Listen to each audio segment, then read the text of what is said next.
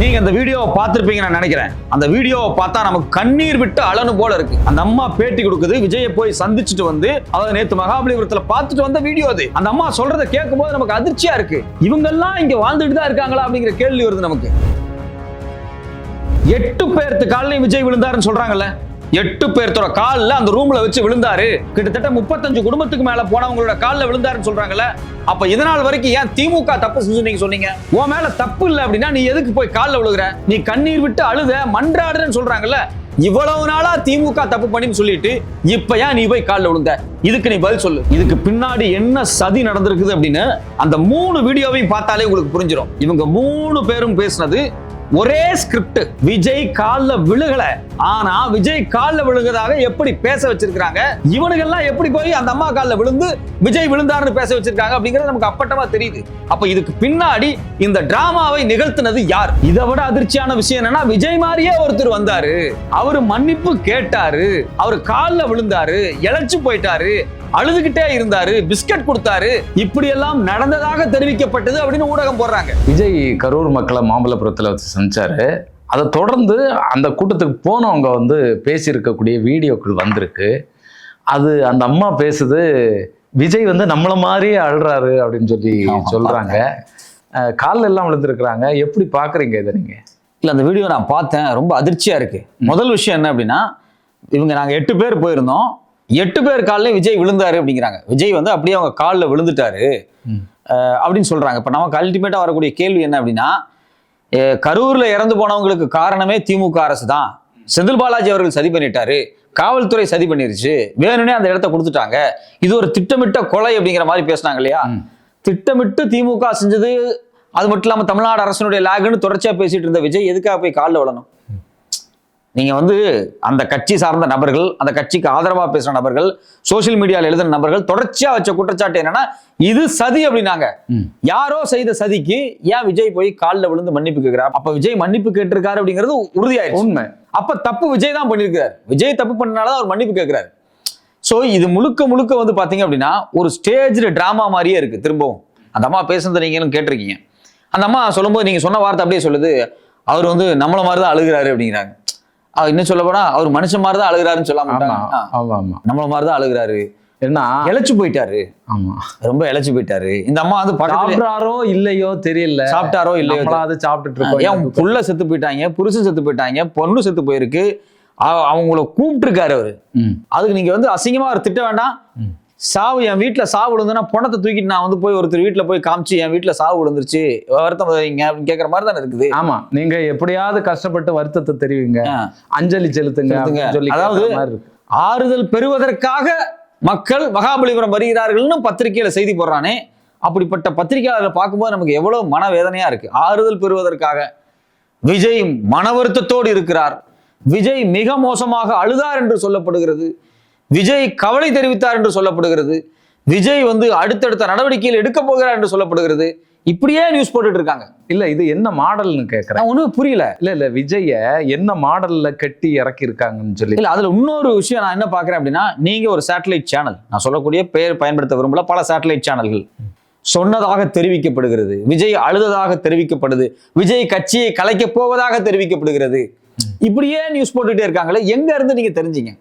நீங்க எல்லாம் satellite channel, நீங்க ஆதாரம் எல்லாம் செய்தி வெளியிட மாட்டீங்க, எங்களுக்கு தெரியுது, சொன்னாங்க, இப்படி ஆயிடுச்சு அப்படி ஆயிடுச்சு அப்படின்னு தொடர்ச்சியா நேத்து முழுக்க செய்தி போட்டாங்க. இந்த கரூர் மக்கள்கிட்ட வந்து ஆலோசனை கேட்டதாக வேற சொல்லப்படும். கட்சியை கலைக்க போறாரு, கலைக்கலாமா, கலைச்சிட்டு இயக்கமாக மாத்திரட்டுமா, நீங்க என்ன நினைக்கிறீங்க இதெல்லாம் என்ன இதுன்னு தெரியல. ஃபர்ஸ்ட் என்னை பொறுத்த வரைக்கும் இது மக்கள் மேல நான் உண்மையிலேயே ரொம்ப தவறான மன வருத்தத்தோடு சொல்றேன். ஒரே ஒரு குடும்பத்தை சார்ந்த பெண் வெளிப்படையா என்ன சொல்றாங்க அப்படின்னா, நான் வரல, நீ கொடுத்த 20 லட்சம் வேண்டாம் அப்படின்னு அவங்க திருப்பி ரிட்டர்ன் பண்றாங்க. உண்மையிலேயே அந்த பெண்ணை பார்க்கும்போது நான் வந்து ரொம்ப ஒரு நம்பிக்கை பிறக்குது.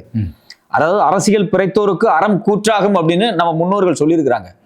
அந்த அறம் கூற்றை ஒருபோதும் மதிக்காத, அறம் என்றால் என்னன்னே தெரியாத, தார்மீக கருணை இல்லாத ஒரு கொடிய மிருகம் தான் விஜய்.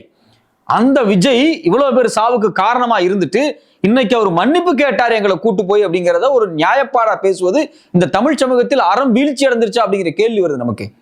யாதும் ஊரே யாவரும் கேளுன்னு பேசின சமூகம் தான் அது. அதாவது அவ்வளவு இடுக்கண் களைவதாம் நட்புன்னு பேசின சமூகம் இன்னைக்கு செத்து 30 நாள் கழிச்சு ஒருத்தன் கூப்பிட்டான்னு போய் உட்கார்ந்து இருக்குது இல்லையா? அதை நினைக்கும் போது வேதனையா இருக்கு நமக்கு. என்ன அந்த அம்மா பேசுறாங்க சொல்லும் போது, அவர் என்னங்க இதெல்லாம் நமக்கு செய்யணுமாங்க, நமக்கு இதெல்லாம் செய்யணும் தேவை கிடையாது, அவரு உழைச்ச காசு அவருக்கு இதெல்லாம் செய்யறாரு, கஷ்டப்பட்டு செஞ்ச காசுல, அவருக்கு சொந்த காசுல எங்களை கூப்பிட்டு இது பண்ணி சும்மாவா சொந்த காசுல? நீ உங்க வீட்டுல ஒரு கொலை விழுந்திருக்கு, அதை நான் கொலைன்னு தான் சொல்றேன். ஏன்னா விஜயினுடைய தாந்தோணித்தனம், அவருடைய லேட்டா வர்றதனம், இதெல்லாம் தான் அன்னைக்கு ஒரு மிகப்பெரிய கொலைக்கு காரணமா இருக்கு. இப்படி இந்த மக்கள் பேச வைக்கிறாங்களே நினைக்கும் போது வருத்தமா இருக்கு. இல்ல, இது விஜயனுடைய பிம்பத்தை மறுபடியும் வந்து கட்டி நிமிர்த்தக்கூடிய வேலையை தொடர்ச்சியா பண்ணிட்டு இருக்கிறாங்க. நம்ம வந்து வீடியோ காலில் பேசினதை பார்த்தோம். அப்புறம் வந்து இந்த 20 லட்சம் ரூபா கொடுத்த பிறகு பேசினது எப்படி எல்லாம் அபத்தமாக இந்த மக்கள் பேசினாங்க அப்படின்னு பார்த்தோம். இப்போ அதனுடைய தொடர்ச்சி வெர்ஷன் தான் இது. ஆமா, இது நாளைக்கு என்ன பண்ணுவாங்க அப்படின்னா, திடீர் சேட்டலைட் சேனல்லாம் கிளம்பி போயிடுவாங்க. போய் அங்க போய் கரூர்ல உட்காந்துக்கிட்டு விஜயை சந்திச்சுட்டு வந்த குடும்பம் இருக்கு பாத்தீங்களா, ஒவ்வொரு குடும்பத்துக்கிட்டையும் தனித்தனியா வீடியோ எடுப்பாங்க. விஜய் என்ன பண்ணார்? ஆமாங்க, விஜய் வந்து ப்ளூ கலர்ல சட்டை போட்டிருந்தாரு, ரொம்ப வருத்தமா இருந்தாரு, ரொம்ப இழைச்சு போயிட்டாரு, காலில் விழுந்தாரு. இது என்னை பொறுத்த வரைக்கும் விஜய் காலில் விழுந்திருக்க மாட்டாரு. காலில் விழுந்தாருன்னு சொல்லப்படக்கூடிய செய்தி, ஆமா, அழுதாருன்னு சொல்லப்படக்கூடிய செய்தி, அவர் ரொம்ப வேதனையா இருந்தாருன்னு சொல்லுங்க, உங்களுக்காக தானே வந்தாரு, நீங்க தயவு செஞ்சு சொல்லுங்க அப்படின்னு அவங்க காலில் இவங்க விழுந்திருக்காங்க. ஆமா, மொத்தமா யார் இந்த விஜயோட டீம் இருக்கு பாத்தீங்களா, அந்த டீம் போய் விழுந்து விஜய் காலில் விழுந்தாருன்னு சொல்லுங்க அப்படின்னு சொல்லியிருப்பாங்க. இதுல என்ன முக்கியமான விஷயம் என்ன அப்படின்னா, விஜய் வந்தார் விஜய் போனார் அப்படிங்கிறாங்க. உண்மையிலேயே விஜய் போனாரானே யாருக்கு தெரியாது. விஜய் மாதிரி யாராவது விஜய் மாதிரி ஒருத்தர் போனார், அவர் விஜயா என்று தெரியவில்லை. மக்கள் அப்படிதான் சொல்லுவாங்க, விஜய் மாதிரி தான் இருந்தாரு ஆனா அவர் விஜயா இல்லையா அப்படின்னு தெரியலன்னு மக்கள் சொல்றாங்க. இந்த தினமலர்ல செய்தி போட்டிருக்காங்க இதை பற்றி. இடையிடையே அவருக்கு கண்ணீர் பூத்தது ஆமா அப்படின்னு சொல்லி இருக்கிறாங்க. காஃபியை அவர் கையினாலே கொடுத்தார், பிஸ்கட் கொடுத்தார், பிஸ்கட் அவர் கையாலேயே கொடுத்தார். நான் ஏதாவது அசிங்கமா சொல்லியிருப்பேன், வேற எதுல கொடுப்பாங்க என்ன கேட்கிறேன், கையிலே கொடுத்தார், அவர் அழுதார். இப்படிப்பட்ட ஒரு நெருக்கடியான ஒரு மனநிலை நம்ம மக்கள் இருக்கு அப்படிங்கறத நம்ம வந்து இப்படி போனவங்க எல்லாருமே வந்து 18 வயசு கீழே உள்ளவங்க கிடையாது, சின்ன பசங்க கிடையாது. நாம என்ன பேசிக்கிட்டு இருக்கோம், இந்த இன்ஸ்டாகிராம்ல இருக்கிறவங்க 2K கிட்ஸ், ஜென்செட், இவங்க எல்லாம் பிரச்சனை நினைச்சிட்டு இருக்கோம். போனவங்க எல்லாம் 50 வயசு 40 வயசுக்கு மேல உள்ளவங்க, இவங்களே இப்படி பேட்டி கொடுத்தாங்க அப்படின்னா அந்த குழந்தை சின்ன பசங்க எல்லாம் என்ன சொல்றது? ஆமா, இதுல அறிக்கைகள் வேற. அன்னைக்கு அவரு நெல் கொள்முதல் செய்யவில்லை தமிழ்நாடு அரசு அப்படின்னு திடீர்னு உயிர் பெற்று வந்திருக்கிறாரு. எப்போ 40 பேர் செத்து 1 மாசம் கழிச்சு இன்னைக்குதான் அவர் பாலிடிக்ஸ்குள்ள வெளியே வர்றாரு. ரெண்டாவது முக்கியமான விஷயம் என்ன அப்படின்னா, இவங்க போக போறதாக தான் மீடியாக்கள் சொல்லிக்கிட்டே இருந்தாங்க. போக போறதாக சொல்லப்படுது, இப்படி இந்த மண்டபத்தை புக் பண்ணப்பட்டதாக சொல்லப்படுகிறது, காவல்துறை அனுமதி கொடுக்கவில்லை என்று சொல்லப்படுகிறது. இதெல்லாம் தமிழ்நாட்டு வரலாற்றுல ஒரு அரசியல் தலைவருடைய டெய்லி ஸ்கெடியூல்ல இப்படிப்பட்ட உறுதிப்படுத்தப்படாத தகவல்கள் வர்றதே வந்து ஆட்சியா இருக்கு. இதுக்கு மீடியாக்கள் துணை போறதுதான் வேதனையா இருக்கு. நேற்றுக்கு வந்து பிரஸ் மீட் நடக்குது சென்னை உயர்நீதிமன்றத்துல. அப்ப அந்த யாரு வர்றாங்கன்னா, தியாவாக்க சார்பில் இருக்கக்கூடிய வழக்கறிஞர் வந்து பேசுறாரு. அவர் பேசும்போது இடைமறித்து அவர் 2 கேள்வி கேட்கறதுக்கு ட்ரைப்ஸ் கரிகாலன் அவர்கள் முயற்சி பண்றாரு. ஆனா அந்த கேள்வியை கேட்க விடாம தடுக்கிறதுன்னு பாத்தீங்க அப்படின்னா, இது மாதிரி சேட்டலைட் ஊடகத்தில் இருக்கக்கூடிய பத்திரிகையாளர்கள் கேட்கறாங்க. அந்த குறிப்பிட்ட பத்திரிகை சார்ந்த நபர் போய் கேட்கிறாரு, ஏன் உங்களுக்கு என்ன பிரச்சனை? அப்போ இந்த செய்தியெல்லாம் வரும்போது இந்த சேட்டலைட் ஊடகம் எல்லாம் இப்படி செய்தி போடுது, விஜயை எதிர்த்து தார்மீகமான கேள்வி கேட்பதற்கு ஏன் மற்றவங்களுக்கு உரிமை இல்லை? 41 பேர் செத்துருக்கான்ல, நீங்க கேள்வி கேளுங்க, இல்ல நாங்க கேள்வி கேட்கிறோம். ஆமா, இல்லன்னா அவருக்கு மட்டும் கேள்வி கேட்கணும்னா ஒரு தனி அறையில கூட்டிட்டு போய் பேட்டி எடுத்து போட்டு உங்களுக்கு அந்த பர்டிகுலர் சேனல் நீங்க மட்டும் தான் பேட்டி எடுக்கணும் அப்படின்னா, அவர் நீங்க ஹைகோர்ட்ல இருந்து மகாபலிபுரம் வரைக்கும் தனியான ஒரு கார்ல வச்சு கூட்டு போய் அங்க வச்சு நீங்க பேட்டி எடுக்கணும். மாமல்லபுரத்திலேயே தனியா ஒரு ரூம் எடுத்து நேத்து மாதிரி ஆமா தனியா வச்சு நேரம் ஒதுக்கி நீங்க எடுத்துருக்கீங்க. ஜட்ஜை கூட நீங்க அங்க கூட்டு போய் உங்களுக்கான தீர்ப்பு வேணா வாங்கிக்கங்க, நீங்க கூட்டு போய். நாங்க வந்து கேள்வி கேட்கல, ஒரு பொது இடத்துல வச்சு அவங்க பேட்டி கொடுக்குறாங்க. அப்படி கேட்டு எடுக்கும்போது சக ஊடகவியலாளர் போய் கேள்வி கேட்கிறாரு, நீ யாரு கேள்வி கேட்கறதுக்கு, நீ ஆதாரத்தை கூட கேட்கறது எந்த வகையில் நியாயம்? ஸோ அப்போ இது ஒரு உண்மையிலே ரொம்ப கான்ட்ரவர்சியான ஒரு விஷயத்தை தொடர்ச்சியாக மீடியாக்களும் சேர்ந்து விஜயோட பண்ணிக்கிட்டு இருக்காங்க, வேதனையா இருக்கு. நிச்சயமா. இப்போ ரெண்டாவது முக்கியமான விஷயம் என்ன அப்படின்னா, இப்போ இந்த 20 லட்சம் பணம் கொடுத்தது, இந்த பணம் போய் சேர்ந்தது, சில பேர்த்துக்கு கொடுக்காம விட்டது, கொடுத்த மக்களை திருப்பி அனுப்புனது, இது மாதிரி பல குழப்பறி வேலைகள் வந்து தொடர்ச்சியாக நடந்துகிட்டே இருக்கு. இவர் வந்து இவருடைய அடுத்த ஸ்கெடியூல் வந்து ஜனவரிக்கு பிறகுதான் ஃபிக்ஸ் பண்றதாக பேச்சுவார்த்தை நடந்துகிட்டு இருக்கு. இதுல இன்னும் ரொம்ப முக்கியமான விஷயம் என்ன அப்படின்னா, ஜனவரி அவர் படத்தை ரிலீஸ் பண்ணி ஆகணும் ஜனநாயகத்தை. ஆமா, கொஞ்சம் யோசிச்சு பாருங்க. இப்ப இந்த மக்களை எல்லாம் சந்திக்காம டைரக்டா ஜனநாயகனுடைய ஆடியோ ரிலீஸுக்கு வெளியே வந்தார் அப்படின்னா கொஞ்சம் நெஞ்ச விஜயை நம்பி இருக்கக்கூடிய ரசிகர்களும் காரி துப்பிடுவாங்க. ஆமா, ஏற்கனவே துப்பிட்டு தான் இருக்கு. ஆமா, நீ வந்து எப்பவுமே வெளியே வர மாட்ட, ஆனா பட ரிலீஸுக்கு வருவியா, ட்ரைலர் ரிலீஸுக்கு வருவியா, பாட்டு ரிலீஸுக்கு வருவியான்னு கேள்வி வைப்பாங்க. இவங்க தொடர்ச்சியா என்ன நரேஷன் வைக்கிறாங்கன்னா, விஜய் வெளியே வந்தாலே ஆபத்தாயிடும், விஜய் வெளியே வந்தாலே பிரச்சனை ஆயிடும். அப்ப போன தடவை ஓட்டு போடுறதுக்கு சைக்கிள்ல வந்தாரு. ஆமா, வந்தாரா இல்லையா? அப்ப ஏன் எதுவுமே ஆகல? அது மாதிரி உங்களுக்கு இந்த கரூர்ல வந்து அவர் எப்படி இந்த சந்துல எல்லாம் இருக்கு வீடுகள், 41 வீடுகளுக்கு அவரை எப்படி கொண்டு போக முடியும் அப்படிங்கிற கேள்வி எல்லாம் எழுப்புறாங்க. 41 வீட்டுக்கே உன்னால போக முடியல அப்படின்னா நீ எதுக்கு தேர்தலுக்கு வர்ற, நீ எதுக்கு அரசியலுக்கு வர்ற? நாளைக்கு வந்து எவ்வளவோ போராட்டங்கள் நடக்கும், உன்னால போராட்டத்துல போய் உண்ணாவிரதம் இருக்க முடியுமா? அந்த மக்களுக்காக தடியடி நடக்கும், போலீஸ் அடிப்பாங்க, போய் அந்த கூட்டத்தில் நிக்க முடியுமா? கைதாய் ஜெயில போய் உட்கார்ந்துருக்க முடியுமா? நீ 41 வீட்டுக்கு சந்து பந்துக்குள் போகிறதே உனக்கு சிக்கலா இருக்கு அப்படின்னா அப்ப நீ எதுக்கு அரசியலுக்கு வர? நீ எதுக்குமே லாய்க்கு இல்லாத ஒரு ஆள் தான். ஸோ அப்ப இதுதான் நமக்கு ஓப்பனா தெரிய வருது. ரெண்டாவது, இந்த ரசிகர் கூட்டம், இந்த மக்கள் கூட்டம், கரூர்ல இருந்து போனவங்க, இவங்களை கூட்டிட்டு போன முறை, இது எல்லாமே வந்து அரசியல் அபத்தம். தமிழ்நாட்டினுடைய அரசியல் வரலாறில் இது போன்று ஸ்டேஜ் டிராமாக்கள் நடந்ததே கிடையாது. நிச்சயமா ஐயா, எந்த ஒரு மனிதருக்கு தொண்டருக்கு வந்து பிரச்சனை இருந்தாலும் தலைவர்கள் நேரடியா போய் சந்திப்பாங்க, சிறையில இருந்தா நேரடியாக போய் பார்ப்பாங்க. இதுதான் வரலாறு, உலக வரலாறே அதுதான். இப்ப நீங்க மற்ற தலைவர்களை விடுங்க, இப்ப நீங்க வந்து திமுக இருக்காங்க, திமுக தலைவர் இருக்காங்க, அதிமுக தலைவர் இருக்காங்க, அவங்க எல்லாம் கூட ஒரு அரசியல் சிஎம்மா இருந்தவங்க எல்லாம் விடுங்க. விடுதலை சிறுத்தைகள் கட்சி எடுத்துங்க, அவங்களுடைய தலைவர் திரு முனைவர் தொல் திருமா இருக்கார். அவர் தினந்தோறும் ஏதாவது ஒரு தொண்டர் பிரச்சனையை சந்திச்சுட்டே தான் இருக்காரு. தினந்தோறும் 1 2 இல்ல, நூற்றுக்கணக்கான பிரச்சனையை சந்திச்சுட்டு இருக்காரு. மக்களை போய் கிரவுண்ட்ல பார்த்து பேசிக்கிட்டே இருக்காரு, போய்கிட்டே இருக்காரு எல்லா இடத்துக்கும். அவரை நீங்க தலைவர்னு சொல்லுவீங்களா? இல்ல நான் வந்து செத்த மக்கள் வீட்டுக்கு போக கூட என்னால முடியாது, நான் என்ன பண்ண முடியும் அப்படின்னு கேட்கிற ஒரு நபரை நீங்க தலைவரா எடுத்துக்கலாம். 2 பேரும் சமகாலத்தில் தானே வர்றாங்க, 2 பேர்த்துக்கும் ஒரே வயசு தான். விஜய் வந்து அவரோட ஒரு 5 வயசு கம்மியா இருக்கலாம், இல்ல ஒரு 10 வயசு கம்மியா இருக்கலாம். இந்த 2 பேருமே சமகாலத்தில் இருக்காங்க. ஒருத்தர் தலைவர், இன்னொருத்தர் தலைவர் மாதிரி நடிக்கக்கூடியவர்.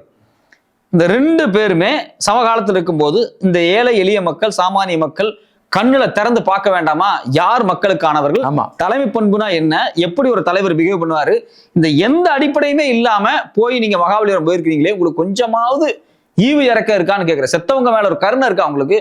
அநியாயமே அவ்வளவு பேர் செத்து இருக்கிறாங்க, ஒருத்த மன்னிப்பு கேட்கிறான் அப்படிங்கிறதுக்காக, காசு கொடுக்குறான் அப்படிங்கிறதுக்காக இந்த மக்கள் போறதை நினைக்கும் போது வேதனையா இருக்கு. ரெண்டாவது, இந்த 26 எலெக்ஷன்ல பிறகு இந்த கட்சி காணாம போகும்னு நினைச்சோம், ஆனா அந்த கட்சியே வந்து கலைக்கப்படுவதாக பேச்சுவார்த்தை நடக்குது. நிச்சயமா இல்ல, இதுல நமக்கு உண்மையிலே வந்து விஜய் அவர்களுக்கு தொண்டர்கள் மீது அக்கறை இருந்தா, அவர்களுடைய உயிர் மீது இவருக்கு கொஞ்சமாவது கவலையோ அக்கறையோ இருந்தா, இதற்கு முன்னால செத்தாங்கல்ல, ஆமா, அவர்களை எல்லாம் நீங்க சந்திச்சீங்களா? குடும்பங்களை சந்திச்சீங்களா? அவர்களுக்கு ஒரு இரங்கலாவது நீங்க தெரிவிச்சீங்களா அப்படிங்கிற கேள்வி இருக்குல்ல. கிட்டத்தட்ட 5-6 நபர்கள் வந்து இறந்தாங்க இதுக்கு முன்னால நடந்த, காயப்பட்டாங்க. ஆமா, இப்ப இன்னைக்கு போஸ்டர் எல்லாம் ஒட்டி இருக்கிறாங்க. ஒரு கட்சிக்கு ஒரு நிலைப்பாடு இருக்கும். அதாவது இப்போ ஒரு திமுக இருக்கு, அதிமுக இருக்கு, இல்ல வந்து எந்த கட்சியா இருந்தாலும் சரி, ஒரு நாம் தமிழர் கூட அவங்களுக்கு ஒரு கட்சி நிலைப்பாடுன்னு ஒண்ணு இருக்கு அப்படின்னா, ஒரு சம்பவம் குறித்து அந்த கட்சி நிலைப்பாட்டை அவங்களுடைய அறிக்கையா கொடுப்பாங்க. பிற்பாடு மாநாடுகள் வரும்போது, பொதுக்கூட்டங்கள் வரும்போது மாநாடுகள்ல குறிப்பாக தீர்மானங்கள் போடுவாங்க. இதெல்லாமே இயல்பா நடக்கக்கூடிய விஷயம். இந்த கட்சிக்கு என்ன கொள்கை, இதனுடைய பார்வை என்ன, கொள்கையை கூட விட்டுருங்க, இந்த சம்பவத்தின் மீது உங்களுடைய பார்வை என்ன, அபிஷியல் ஸ்டேட்மெண்டா நீங்க என்ன சொல்ல வர்றீங்க? 30 நாள் ஆச்சு, 40 நாள் ஆக போகுது, எதுவுமே சொல்லலையே. இந்த சம்பவம் குறித்து அவர்களுடைய அதிகாரப்பூர்வ அறிக்கை என்ன? ஒண்ணுமே கிடையாது, ஒண்ணுமே இல்லை. அப்புறம் நீங்க யாரு முதல்ல? நீங்க இது ஒரு கட்சியான்னு கேட்குற, வாட்ஸ்அப்ல நீங்க வந்து 100 பசங்க 200 பசங்களை சேர்த்து வச்சிருந்தீங்க அப்படின்னா அது ஒரு தொகுதியா மாறிடுமா?